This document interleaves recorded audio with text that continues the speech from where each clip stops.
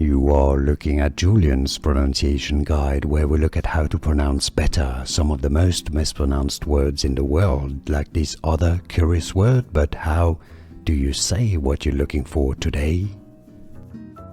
We are looking at how to pronounce this name, and we'll be looking at how to say more confusing names too many people can't pronounce. Can you pronounce that one? You will.